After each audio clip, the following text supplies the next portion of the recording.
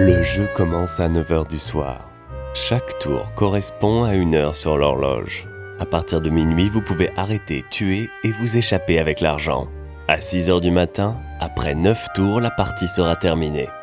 Sur la jauge des scores, l'équipe des policiers et celle des voleurs s'affronteront tel un bras de fer. Le 3e disque noir est placé dans le carré d'action que nous expliquerons plus tard.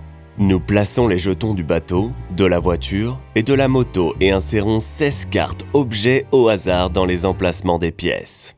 Leur utilisation peut être consultée dans le guide de démarrage rapide. Chaque joueur installe sa carte sauvegarde de déplacement, son fauteuil et positionne le compteur de points de vie. Il reçoit une carte de personnage aléatoire dont la compétence peut être consultée dans le guide de démarrage rapide. Derrière lui, il peut stocker jusqu'à 2 cartes objets et garde son objet obligatoirement visible face découverte à côté de lui. Le rôle, s'il est secret, restera face cachée. Pour les rôles non secrets, ils resteront face visible. L'objectif des voleurs est de récupérer l'argent et de s'échapper dans l'un des 3 véhicules. La voiture et la moto ont besoin de clés pour démarrer mais peuvent emmener plus de voleurs à leur bord. L'objectif de la police est d'obtenir les menottes et d'arrêter les voleurs. Le chef des voleurs et l'inspecteur en chef ont un rôle non caché. Le reste des joueurs commenceront en conservant leur rôle caché. Le voleur principal commencera le jeu à partir de l'hexagone rouge. Les rôles cachés, tant qu'ils ne sont pas découverts, commenceront depuis l'hexagone de leur choix. L'inspecteur en chef, accompagné de son chien, partira de l'hexagone bleu. Une fois le tour terminé, l'horloge avance d'1 heure. Voyons un exemple du tour de jeu. Nous allons tirer une carte objet et utiliser la roue pour continuer. Dans cet exemple, nous nous déplacerons et chercherons dans la pièce numéro 1.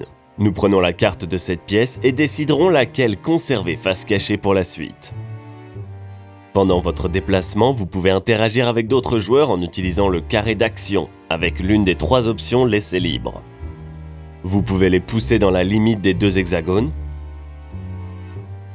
Vous pouvez échanger des cartes objets. Ou vous pouvez leur chuchoter un secret, ce qui peut s'avérer très utile pour élaborer des stratégies ou bluffer. Et indisponible dans ce cas, vous pourriez leur voler une carte au hasard. Lorsqu'un joueur s'échappe, est arrêté ou tué, il ne sera pas éliminé du jeu et réapparaîtra à son prochain tour avec un nouveau personnage. Mais son rôle aura été révélé et son équipe aura perdu des points. À 6 h du matin, on vérifiera quelle équipe a gagné en se basant sur la jauge de score.